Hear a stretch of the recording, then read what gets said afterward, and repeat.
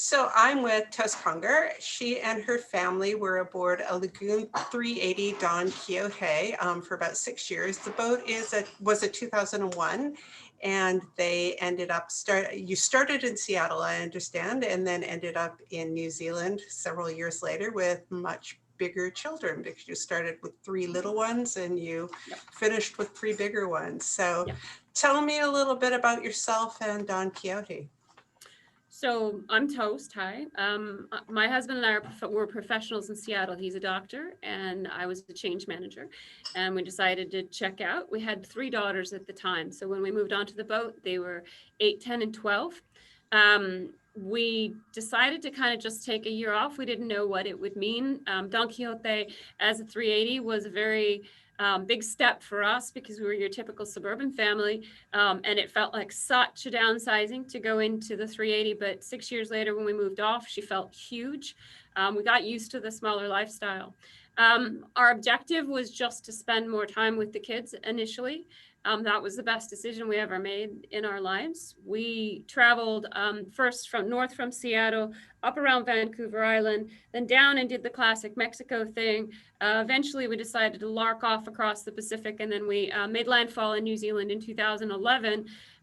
Basically, because New Zealand, by the way, in case you're not familiar with the oceans yet, is downwind of absolutely everything. And so that's kind of where you end up if you're in the Pacific.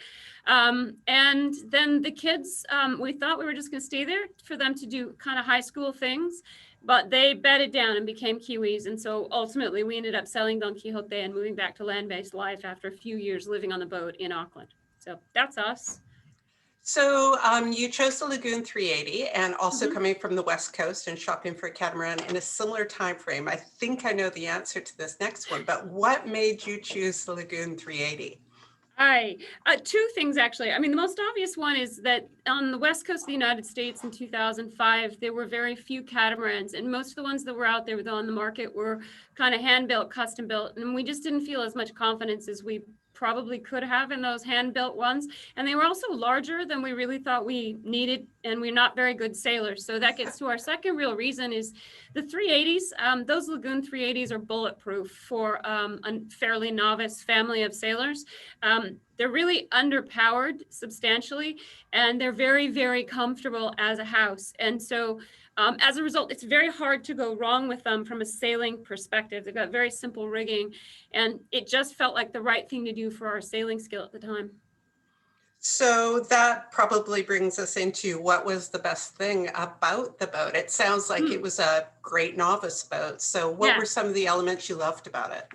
So she's a TARDIS of a boat. She's much bigger inside than on the outside. So for a family as substantial as ours, we could have a relatively small boat, like the fit of it, whilst also having quite a big space inside. It has kind of that Beneteau idea, though, that it had no cabinetry to speak of. So we ended up installing ourselves and building a whole lot of shelf space and more places to stow things. So that's kind of the pluses and the minuses all in one. She was very easy to sail. I now have a little tiny Nolix 25 that's much more complicated a sailing boat than Don Quixote was. Her lines are super simple, and the previous owner had led them all to the cockpit so we could run everything out of the cockpit. That was nice. I tell you, if you're out on the oceans, having everything where it's easy and you don't have to worry so much was a lovely aspect of that boat. She's a great boat, by the way, just indestructible. Very forgiving boat. So tell me how she did in different conditions then. So you crossing the Pacific, you're going to get calms, you're going to get squalls, all the different conditions. So how did she do? Walk us through some light weather, bad weather. The big thing about Don Quixote and all those lagoons, I suspect, has a similar problem. It's really easy to overload them as a boat. So the catamarans are obviously much lighter on their feet if you don't put a lot on them, which is great for weekend sailors. But as soon as you start loading them up for cruising, they sink down on their waterline and they're very heavy. So she did, spectacularly poorly in light winds and just kind of sat there in the water.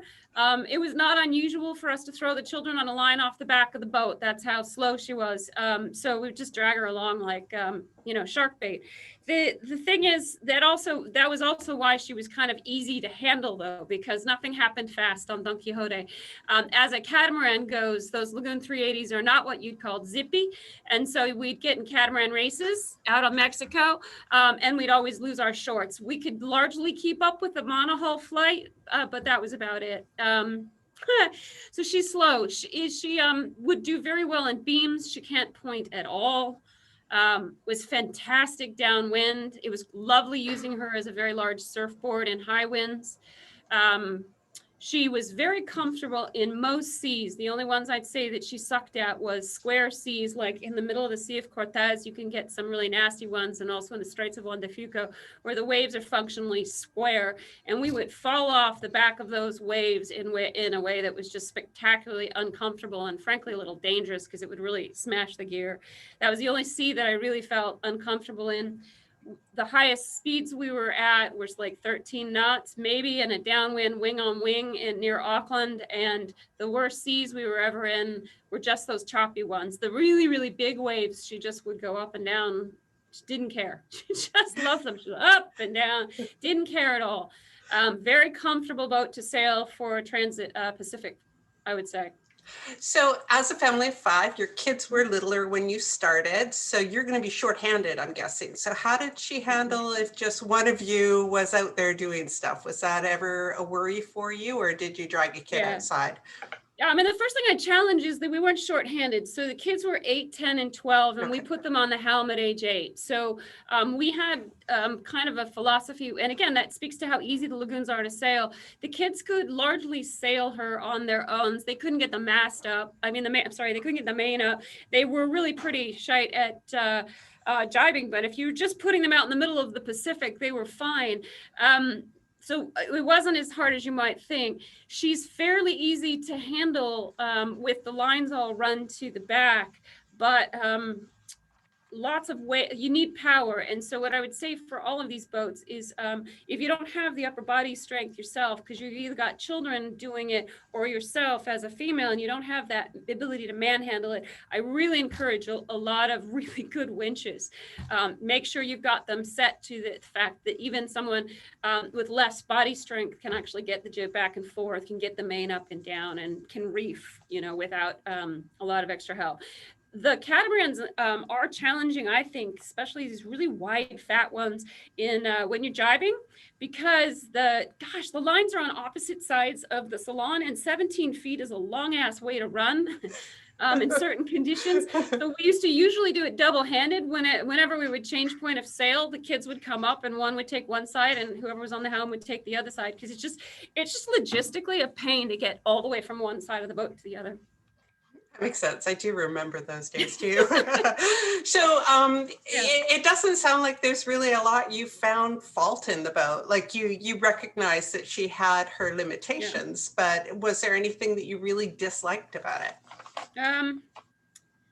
No, and we were very innovative, and I think that's something I'd recommend to any cruising sailor, is just be creative and resilient about your boat, because there's lots of things that were wrong with Don Quixote, but we just changed them, right? So I don't think of them as problems with the boat. They were more just like challenges for the family to solve. She's just slow. These Lagoon 380s are just slow. I just think the expectations need to be set correctly when people invest in these big fat boats that were largely designed for the charter trade. They're just not very efficient. And that can be really annoying at times, but ultimately as a cruising family, it didn't really bother us. What didn't I like? We fixed, I just say what we actually attacked and tackled change about the boat, which is we didn't like the refrigeration system.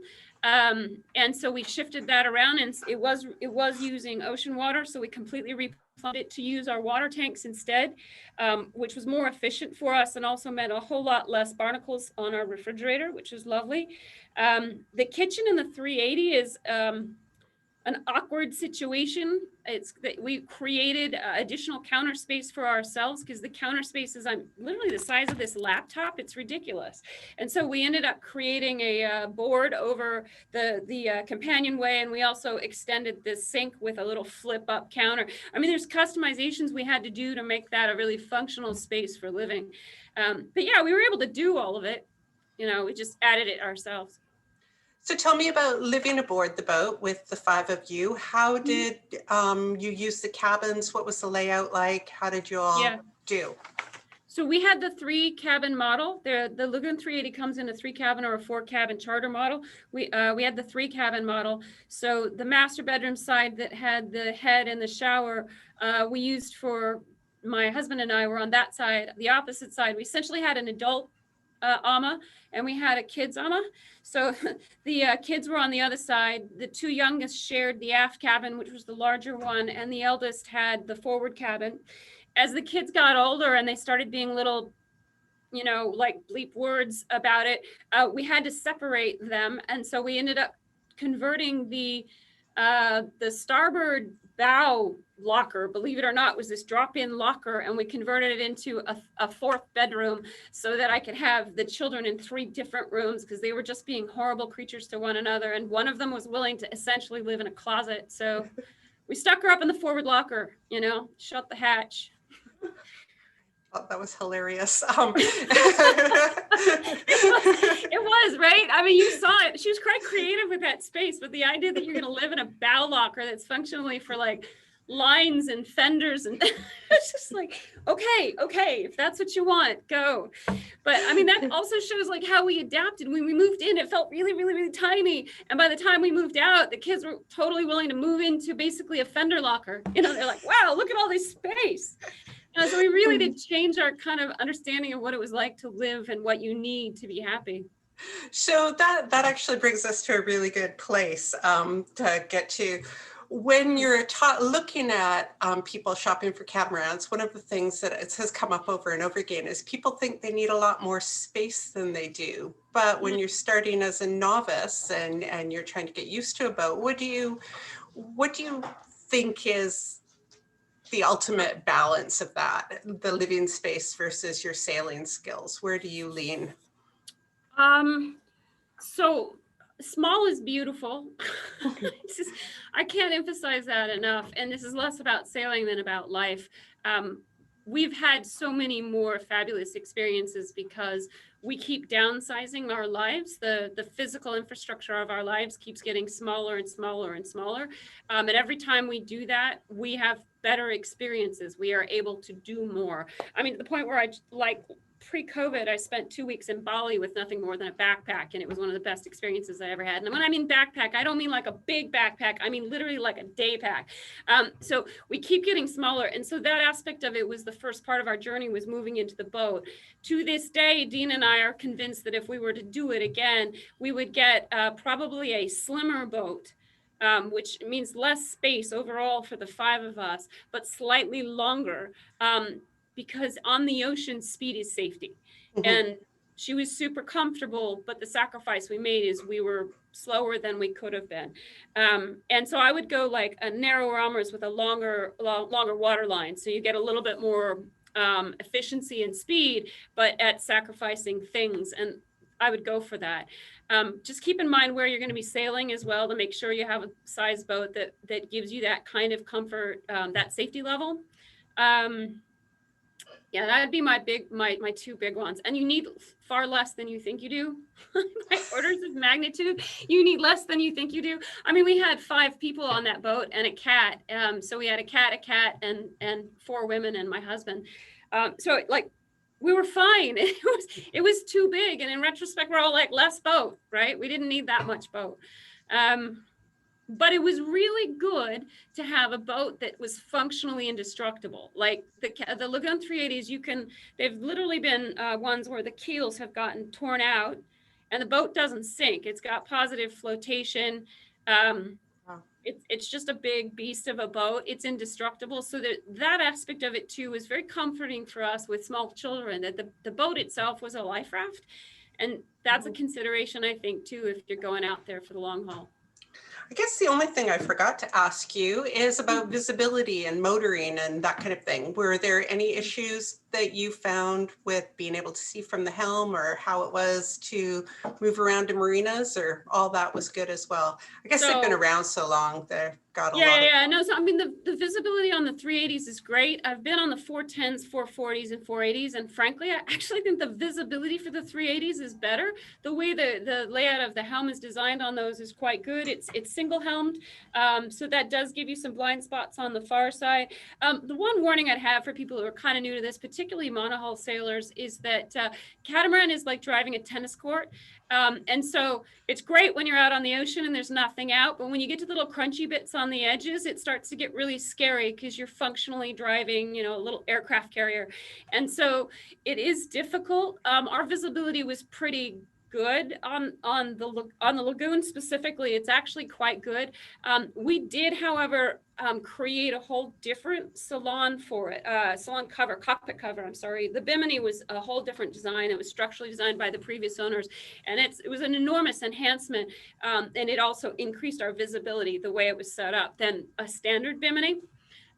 So yeah, keep that in mind when you get up there. What is the Bimini doing? Remember that half the time you're out there, especially if you're in someplace like the Northwest, it'll be cold and rainy. You're going to want to have the covers up, and those can ruin your visibility if they're not designed right. Really good point. Yeah, definitely. I've seen that on boats with monohulls with Dodgers as well. Yeah, monohulls in particular. I've been on my friend Evergreens. We've been up sailing with them, and I'm like, I can't see. Where am I going? It also sucks only having one engine on these monohulls, man. My new little monohull. It's very, very quick, but oh my gosh, you just like, where's my two engines? I want to drive this like a tractor, and I only have got one engine. This is annoying. Well, thank you so much for the time. It's been a really fun interview. It's good to see your enthusiasm.